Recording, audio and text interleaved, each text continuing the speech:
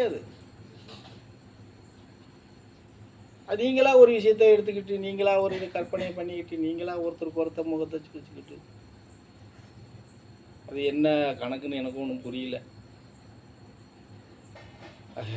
ஸ்கூலில் சொல்லி கொடுத்த மாதிரி உங்களுக்குன்னு தனி கணக்கு ஏதாவது சொல்லி கொடுத்துருக்காங்களா என்ன? ஏன் தாயிகா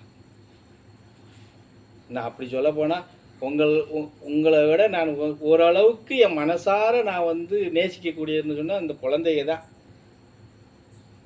ஏன்னா அதுகள்ட்ட தான் கள்ளங்கவடம் இருக்காது, ஒன்றும் இருக்காது. அதுகளைத்தான் நான் வந்து அதிகமாக நேசிப்பேன். புரிஞ்சுதா? அப்புறம் உங்களெல்லாம் நீங்கள் நினைக்கிற மாதிரிலாம் நீங்கள் அந்த மாதிரி நேசிக்கிறேன் அப்படிங்கிறதெல்லாம் கிடையாது. அதுக்காக வேண்டி நான் வந்து எப்பவும் உங்களை திட்டிக்கிட்டே இருக்க முடியும்? இந்த ஆள் என்னடா எப்போ பார்த்தாலும் திட்டிக்கிட்டு இருக்காருன்னு சொல்லி இப்போ திட்ட மாட்டீங்களா? ஒன்றுமே சொல்லாமல் இருக்கிற நேரத்துலேயே ஏதாவது ஒன்று சொல்லிக்கிட்டு இருக்கீங்க. போனால் அவர் உடனே வீட்டுக்கு அனுப்ப மாட்டேக்காரு, உங்கள் வீட்டில் 1008 வேலை இருக்குது அப்படிங்கிறீங்க. நான் ஒன்றும் உங்களை இப்போ அதுதான் இப்போ நான் யாருமே கூட இருங்க ஒன்று கிளம்புறேன் ரைட் ஓடு அவ்வளோதான். முன்னாடியாவது கொஞ்சம் இருந்து போங்கன்னு கூட சொல்லுவேன். இப்போ யாராவது சொல்கிறேன்னா யாரும் சொல்கிறது கிடையாது. ஓடு, எவ்வளோக்கு எவ்வளோ சீக்கிரம் போகிறே அவ்வளோக்கு எவ்வளோ நீ ரொம்ப நாளைக்கு இங்கே நடந்துக்கிட்டு இருப்ப நட அப்படிங்கிறதுக்கு சொல்லிவிட்டு அது ஏற்கனவே சொல்லிட்டேன். நடக்க வைக்கிறதுக்கு நான் சலிக்க மாட்டேன், ஆனால் இழுத்து மாத்திரம் பிடிக்க மாட்டேன். எப்படி அது எங்கள் சாமி வேணால் அதை செஞ்சுக்கிடுவார். இழுத்து பிடிக்கிறதெல்லாம் நான் இழுத்து பிடிக்க மாட்டேன். நடக்கையா நீ ஏன் நடக்கையானா நல்லா நட அப்படின்னு நடக்க விட்டு வேணால் பார்ப்பேன். இல்லை அதனால் வந்து சொல்கிற விஷயத்தை வந்து கேட்டுக்கிறணும். பொதுவாக நான் இப்போ இன்னும் போகிற காலத்துகளில் அவங்கவுங்க குடும்பம், அவங்கவுங்க பிள்ளைங்க, அவங்களுடைய வாழ்க்கை, அவங்க தொழில் அப்படி நீங்கள் எடுத்துக்கிட்டு பயணம் பண்ணி போனால் மாத்திரம்தான் இனி வர்ற காலத்தில் நீங்கள் வந்து குடும்பத்தோட குறைஞ்சபட்சம் ஒரு பெரிய மகிழ்ச்சியாக நீங்கள் எல்லாம் வாழ்ந்துருவீங்க அப்படின்லாம் நான் சொல்ல மாட்டேன். ஏதோ வாழ்கிறோம்ப்பா சங்கடம் தெரியாமல் அப்படின்னு தான் வாழ்வீங்களே தவிர பெரிய மகிழ்ச்சியாலாம் நீங்கள் வாழ்கிற அளவுக்குலாம் நீங்களாம் யாரும் அடி எடுத்துலாம் வச்சுக்கிற மாட்டீங்க. ஏன்னா அந்த அடி எடுத்து வைக்கிற அளவுக்கு யாருக்கிட்டையும் மனநிலையோ இல்லை, அதுக்குண்டான முயற்சியும் இல்லை.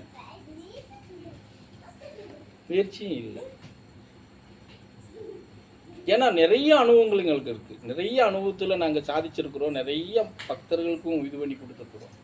ஆனால் இங்கே இருக்கிறவங்க எதுலேயுமே வந்து ஒரு எப்படி சொல்கிறதுன்னா முழு விடுதலை பெறலைன்னா கூட 50% கூட விடுதலை பெறலையே. அப்போ நம்மகிட்ட அந்த முயற்சிகள் பழகின அடைஞ்சிருக்குன்னு தானே அர்த்தம். நம்ம பயணம்ங்கிறது பழகின அடைஞ்சிருக்குன்னு தானே அர்த்தம். நீங்கள் வேணால் நினச்சிக்கிறலாம் நான் நிறையா பயணம் பண்ணிக்கிட்டு இருக்கிறோம், நம்ம நிறையா போய்கிட்டு இருக்கிறோம் அப்படின்னு. கிடையவே கிடையாது. முழு மனநிலையோட அந்த ஒரு திருப்திகரமான பயணம் உங்கள்கிட்ட இருக்கா அப்படின்னா இல்லைன்னு தான் நாங்கள் சொல்லுவோம். அதெல்லாம் இருந்திருந்தா நீ அதை சொல்கிறேனே உங்கள்கிட்ட இருக்கிற சில விஷயங்களெல்லாம் உன்னை விட்டு போயிருமே. ஏன் இருக்கு இன்னும் உங்கள்கிட்ட? ஏன் இருக்கு? நான் ஏற்கனவே 2 மாதத்துக்கு முன்னாடி நடத்தினேன்னா 2 மாதம் 3 மாதம் கணக்கு 36 மாதம் தான். 36 மாதம் தாண்டிட்டா நீ நன்மை அடையணும். ஏன் நன்மை அடையல? ஏன் உங்கள்கிட்ட இருக்கிற நோய் ஏன் தீர மாட்டேங்குது? குடும்பத்தில் இருக்கிற கஷ்டம் ஏன் தீரல? ஏதாவது ஒன்று தீர்வுக்கு வரணும் இல்லையா?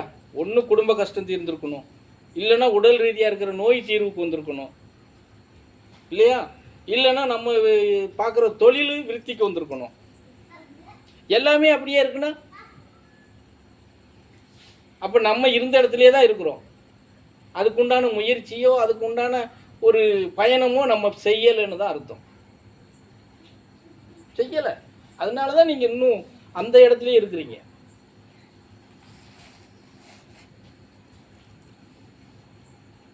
அதில் வேற ஏற்கனவே சொல்லிட்டேன். நான் வேற சொன்ன மாதிரி என்னமோ மாதிரி சத்திய பிரமாணம் வேற பண்ணிட்டேன். இனிமேல் வந்து முன்னேறினவர்களை நான் சொல்லவே மாட்டேன் அப்படின்னு சொல்லி சொன்னாதான் நீங்கள் சங்கடப்படுறீங்கல்ல, அதனால நான் அதை சொல்கிறதும் கிடையாது. நிறுத்திக்கிறேன். ஹே